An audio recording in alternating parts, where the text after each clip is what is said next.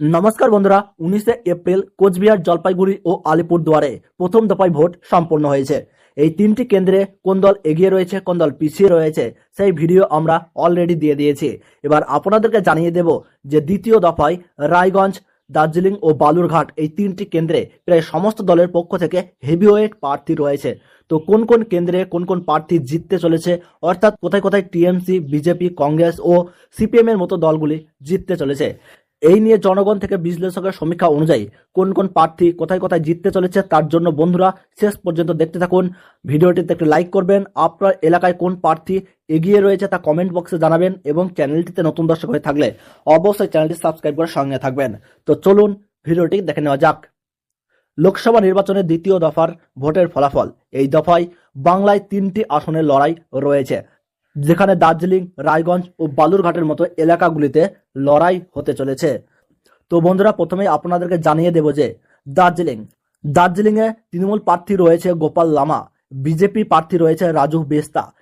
এই রাজু বিস্তা 2019 সালেও কিন্তু এই দার্জিলিংয়ের বিজেপির পক্ষ থেকে জিতেছে, এবং কংগ্রেসের প্রার্থী যেখানে রয়েছে ডক্টর মুনিশ তামাং। তো বন্ধুরা, জনগণ থেকে বিশ্লেষকের সমীক্ষা অনুযায়ী এখানে কিন্তু বিজেপি প্রার্থী রাজু বিস্তাই কিন্তু জিততে চলেছে।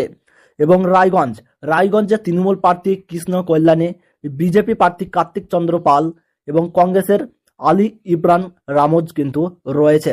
তো বন্ধুরা, বিশ্লেষকের সমীক্ষা অনুযায়ী কিন্তু রায়গঞ্জে হাড্ডাহাড্ডি লড়াই রয়েছে, যেখানে তৃণমূল, বিজেপি এবং কংগ্রেস এই ত্রিদলীয় কিন্তু লড়াই হওয়ার সম্ভাবনা রয়েছে।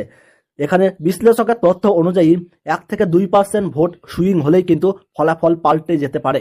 রায়গঞ্জে এগিয়ে রাখা হয়েছে বিজেপি প্রার্থী কার্তিক চন্দ্র পালকে।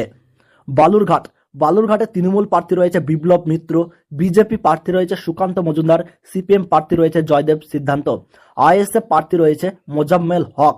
যেখানে অর্থাৎ বালুরঘাটে কিন্তু ত্রিমুখী লড়াই হওয়ার সম্ভাবনা রয়েছে। বিশেষজ্ঞরা মনে করছে যেখানে 2 থেকে 5% ভোট সুইং হলেই কিন্তু ফলাফল পাল্টে যেতে পারে। জনগণ থেকে বিশ্লেষকের সমীক্ষা অনুযায়ী বালুরঘাটে কিন্তু জিততে চলেছে বিজেপি প্রার্থী সুকান্ত মজুমদার। 2019 সালে লোকসভা নির্বাচনের দেশ জুড়ে গেরুয়া ঝড়ের মাঝে বালুরঘাট লোকসভা কেন্দ্রটি তৃণমূলের হাতছাড়া হয়ে যায়, যেখানে 2.8% ভোটের মার্জিনে সুকান্ত মজুমদার পরাজিত করেন অর্পিতা ঘোষকে।